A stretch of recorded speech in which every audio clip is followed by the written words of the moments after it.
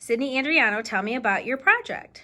For my project, I put 4 different mouthwashes and water into cups, and I cut paper towels into equal squares, and I put them into each of the different cups to let the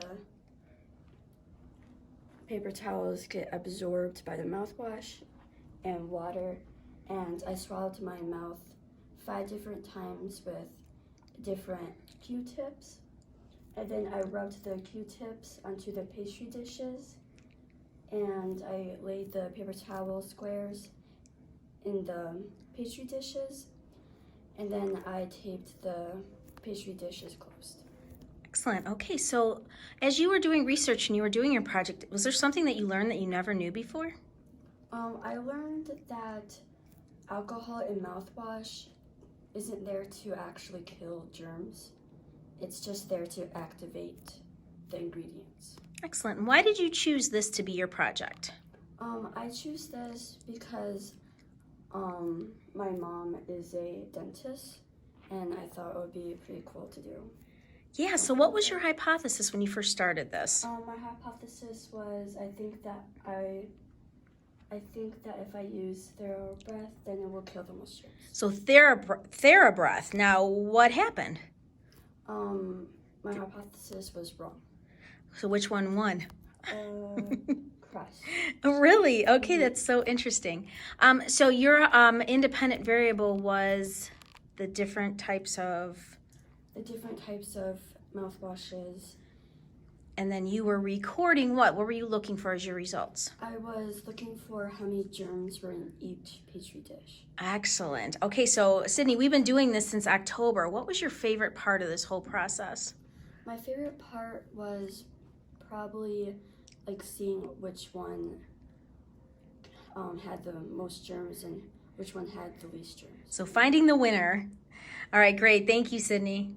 So Maggie Myosik, please tell me a little bit about your project. For my project, I tested to see if a certain amount of practice would affect how well someone scored in a game. And what game did you use? I used Beat Saber on the Oculus Quest 2. Okay, and who did you do this with? I did this with my mother and my second youngest sibling. Very good. Okay, so why did you choose to do this type of project?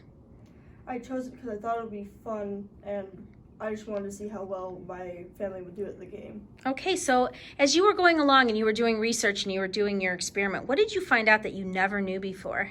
I never knew that my sibling was so bad compared to my mother. That is so funny.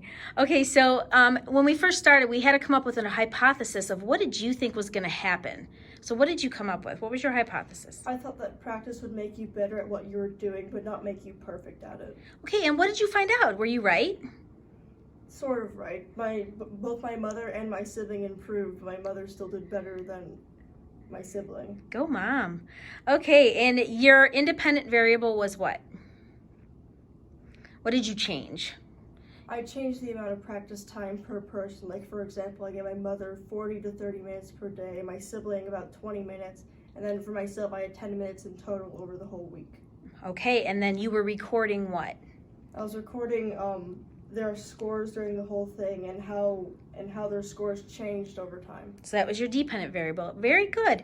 Now, Maggie, we've been doing this project since October. What was your favorite part of this whole process? I just had fun playing the game. All right, thank you, Maggie. So Lucas Renfro, tell me about your project. My project about melting ice and which different substances can melt them the fastest. Okay, and then what did you put the ice in? Did you have a special container? I put them in a muffin pan. A muffin pan. Okay, so I'm just going to zoom in real quick on your results because they're excellent. Okay, so why did you decide to do this type of project? Because I found it off the internet. I thought it was pretty interesting.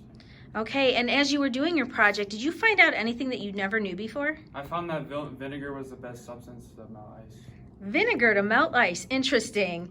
Okay, so tell me what your hypothesis was. What did you think was going to happen? I thought salt was going to melt the ice the fastest in a minute. And you would think they have salt trucks to melt the ice on the road, correct? I think I would have thought the same thing. So what was your independent variable? My independent variable was a different substance I used to melt the ice. And then what were you looking for? What were you recording? My recording was how much The substances melted the ice. Okay, so the level at which the ice melted. Excellent. Okay, so Lucas, we've been doing this project since October. Tell me what your favorite part of this process was. It was just doing it with my mom. It was pretty fun. She helped me out a lot, so Great. Well, thank you, Lucas. thank you.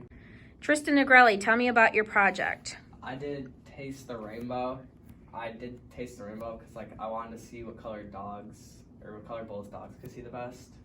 I got 4 different color bowls. I got red, black, blue, and white.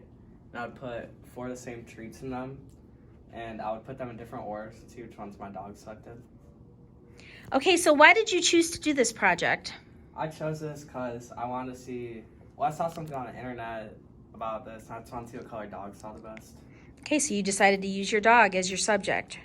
Okay, so as you did this, what did you learn that you never knew before? I learned that dogs don't see red like at all. When I looked it up, they see it's like a gray color like that blends in with everything else.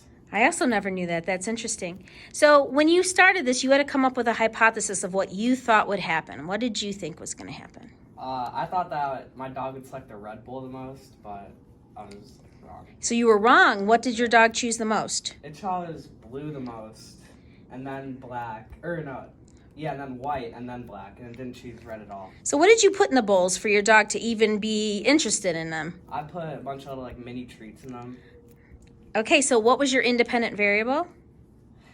My independent variable was the different color bowls And then you were looking for what?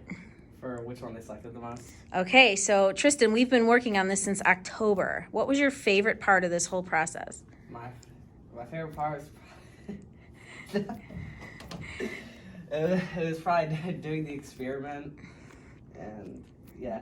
And see- doing the experiment. Okay, well, thank you, Tristan. Yeah.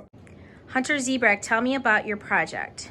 My project was about me trying to curve the ball at a maximum speed of like velocity or like technique, and we set up a pole and we kicked it and tried to see how far it went around the pole and measured that length to see how good I did it, and if it was good we like wrote it down, and then we did it 2 times, and then we see which one was better and which one was not, and then we wrote it all down, and then that was basically it.